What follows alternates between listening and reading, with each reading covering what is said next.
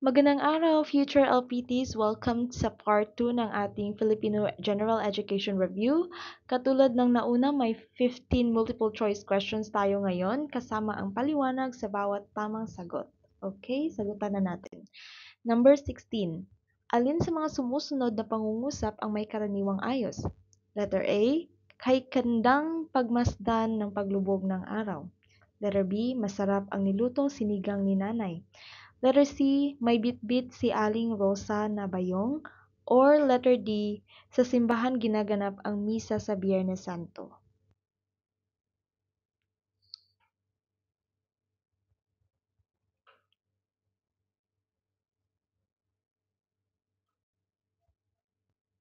Ang tamang sagot ay letter B. Masarap ang nilutong sinigang ni nanay. Ang letter B ay may karaniwang ayos. Ito'y nangahulugang nauuna ang panaguri. Ang panaguri dito ay masarap at sinusundan ng simuno. Ang simuno ang nilutong sinigang ni nanay. So, letter B ang tamang sagot. Sa letter A, C, and D, ito ay di karaniwang ayos. Inuuna ang simuno o inilalagay sa unahan ang pang-abay o panuring. Number 17. Ano ang kahulugan ng sawikain na nasa hukay ang isang paa? Letter A, malapit ng mamatay. Letter B, may masamang balak. Letter C, may karamdaman sa paa. Or letter D, nasa panganib lamang.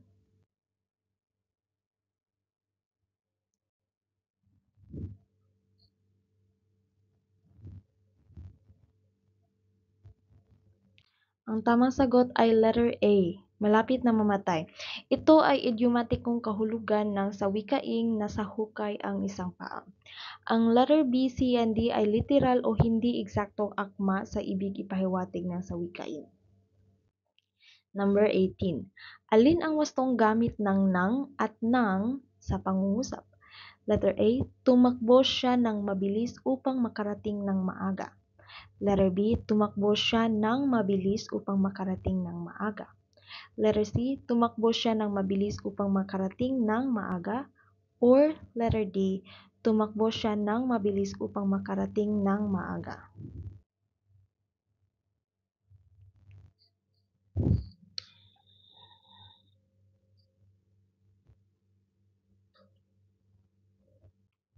Ang tamang sagot ay letter D.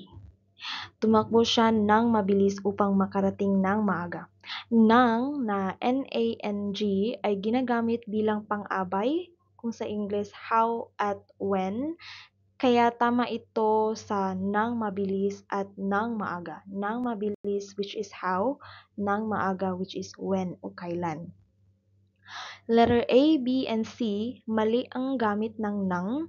Ginagamit lang ang nang na NG bilang pantukoy sa pangalan, hindi pang-abay. Hindi pang-abay. Number 19. Aling salita ang hindi kabilang sa antas ng wika na kolokyal? Letter A, meron. Letter B, ewan. Letter C, pare. Or letter D, eksena.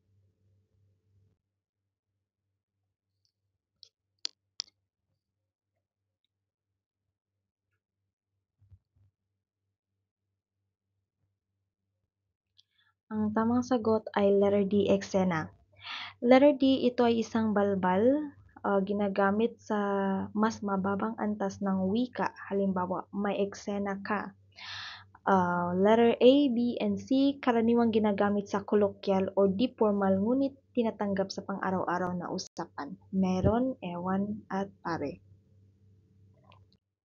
Number 20. Anong tayutay ang ginagamit sa pahayag na letter A, ang kanyang ngiti ay tila liwanag sa madilim kong gabi? Letter A, pagmamalabis or hyperbole. Letter B, pagtutulad or simile. Letter C, pagwawangis or metaphor. Or letter D, pagbibigay katauhan or personification.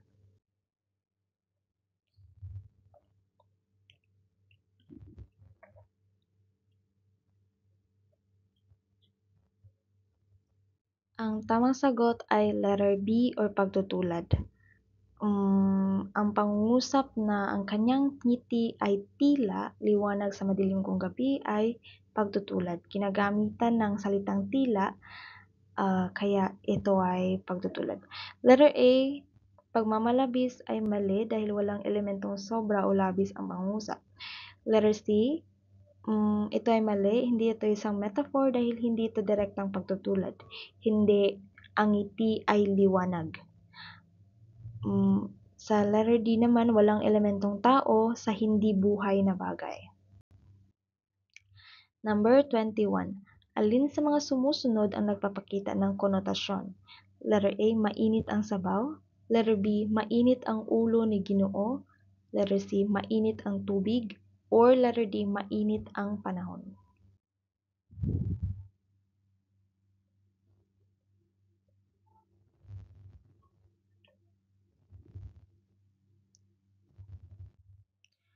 Ang tamang sagot ay letter B, mainit ang ulo ni Ginoo. May konotasyon o di literal na kahulugan tumutukoy sa galit. Letter A, C, and D lahat ay denotasyon o literal na kahulugan ng mainit. Mainit ang sabaw, mainit ang tubig, mainit ang panahon. Number 22. Alin sa mga sumusunod na pahayag ang nagpapakita ng pagbuo ng pangangatwirang pabuod or inductive? Letter A, lahat ng estudyanteng nag-aaral ay pumapasa, kaya mag-aaral ako. Letter B, nakita ko si Pedro na nag-aaral at pumasa, si Maria rin, kaya ang pag-aaral ay susi ng pagpasa. Letter C, ang pag-aaral ay susi sa tagumpay. Or letter D, hindi ako nag-aral, kaya ako bumagsak.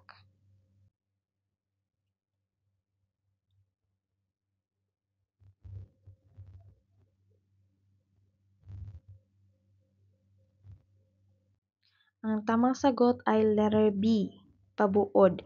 Nagsimula sa tiyak na sina Pedro at Maria patungo sa makahalatang konklusyon na pag-aaral ay susi sa pagpasa. So letter B ang tamang sagot. Ang letter A, ito ay deductive or sa Filipino ay pasaklaw. Deductive or pasaklaw. Letter C naman, pahayag na walang ebidensya. At letter D, ito'y nangangahulugang sanhi bunga, hindi pangatwirang pabuod. Number 23. Alin ang pinakaakmang layunin ng isang tekstong argumentatibo? Letter A, maglahad ng datos. Letter B, manlibang ang mambabasa. Letter C, manghikayat gamit ang ebidensya. Or letter D, magkwento ng karanasan.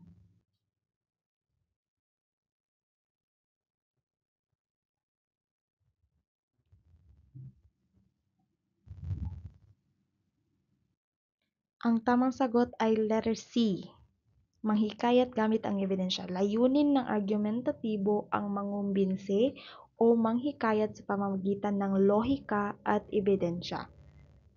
Ang letter A, maglahad ng datos, isa itong uri ng informatibo. Letter B, naratibo. At ang letter D, magkwento ng karanasan, isang autobiographical o naratibo.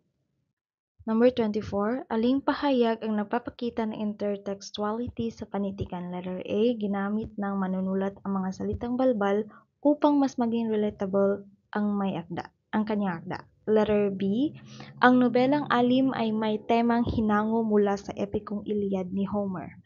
Letter C, isinalin sa Filipino ang isang Amerikanong sanaysay.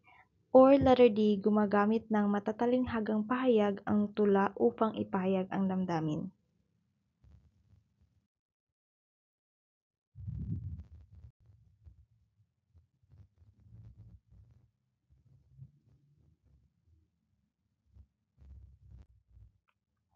Ang tamang sagot ay letter P. Intertextuality ay tumutukoy sa pagkakaugnay ng isang teksto sa iba pang akda, gaya ng paghango ng tema, karakter o banghay. So ang nobelang Alim na may temang hinango mula sa epikong Iliad ni Homer ay isang example ng intertextuality. Letter A, ito ay tumutukoy sa wika o estilo ng pagsulat, hindi intertextuality. Ang letter C naman, pagsasalin o translation, ito ay hindi intertextuality. At letter D, ito ay isang poetic technique, hindi intertextual reference. Number 25. Sa retorika, ano ang pinakamabisang paraan sa pathos? Letter A, paglalahad ng datos at estadistika. Letter B, pagbibigay ng matibay na argumento mula sa lohika. Letter C, pagsasalaysay ng personal na karanasan na nagpapakilos ng damdamin. Or letter D, pagpapakita ng ethical na katayuan ng tagapagsalita.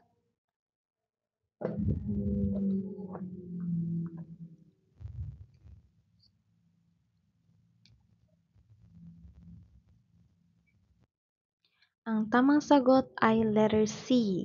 Pathos ay emotional na appeal or emotional na apela at ang personal na kwento ay madalas na nagdudulot ng damdamin kagaya ng awa, galit o tula. So ang pagsasalaysay ng personal na karanasan na nagpapakilos ng damdamin ay isang pinakabisang paraan ng pathos. Ang letter A is isa itong logos or logic or lohika. Ang letter B naman ay logos din. Ang letter D ay isang ethos. Ethos or credibility sa English or credibilidad. Number 26. Aling elemento ang pinakamakapangyarihan sa pagpapalalim ng tunggalian ng isang dula? Letter A, dialogo. Letter B, tagpuan. Letter C, tauhan. Or letter D, kilos at gawa.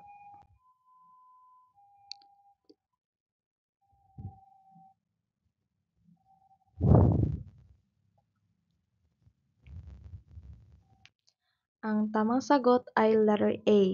Sa dula, dialogo ang pangunahing paraan ng pagbibigay ng emosyon, intensyon at tensyon sa tunggalian. Ang letter B, tagpuan, isa itong mahalagang elemento ngunit suporta lang sa emosyon. Ang letter D, tauhan, instrumento ng tunggalian pero ang dialogo ang nagpapahayag nito. Ang letter D, kasama sa blocking ang kilos at gawa, hindi laging nagpapalalim ng salungatan. Number 27. Anong teoryang pampanitikan ang nakatuon sa tunggaliang uri na sa lipunan gaya ng mayaman laban sa mahirap? Letter A, formalismo. Letter B, existentialismo. Letter C, marxismo. Or letter D, realismo.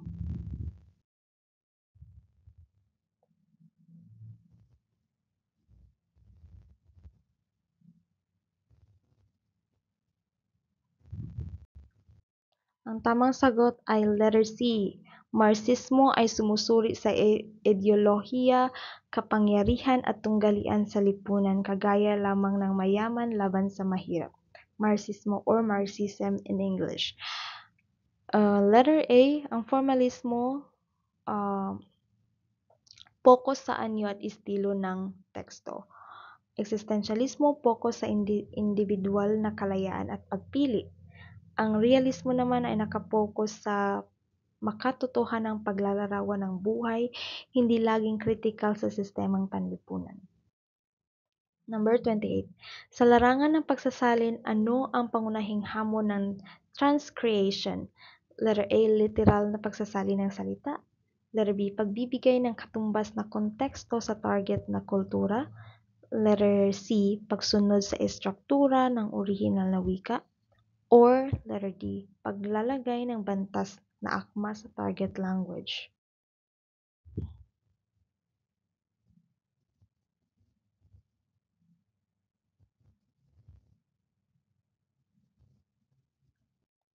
Ang tamang sagot ay letter B, pagbibigay ng katumbas na konteksto sa target na kultura. Ang transcreation ay malikhain at kontekstual na pagsasalin, hindi literal. Dito dapat mapanatili ang diwa sa bagong kultura. Ang letter A, C, and D bahagi ng technical na pagsasalin, hindi transcreation. Number 29. Sa pangungusap na grabe ang lakas ng ulan kaninang sa amin, parang ayaw tumigil. Anong variety ng wika ang ginamit? Letter A, idiolect, letter B, sociolect, letter C, rehistro, or letter D, dialecto.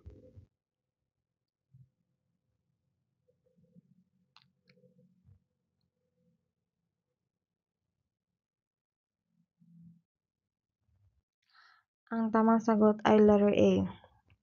Idiolect, ito ay isang personal na estilo o paraan ng pagsasalita ng isang individual. Ang paggamit ng grabe, kanina sa amin, ay nagpapakita ng individual na ekspresyon. Sa letter B, ang sociolect, ito ay nakadepende sa grupo. Rehistro naman ay batay sa profesyon or gawain. Register. Ang dialekto naman ay batay sa geografiya or geography. Number 30. Anong antas ng wika ang ginagamit sa mga salitang ekis, charot, at petmalo? Letter A, pambansa, letter B, pampanitikan, letter C, lalawiganin, or letter D, balbal?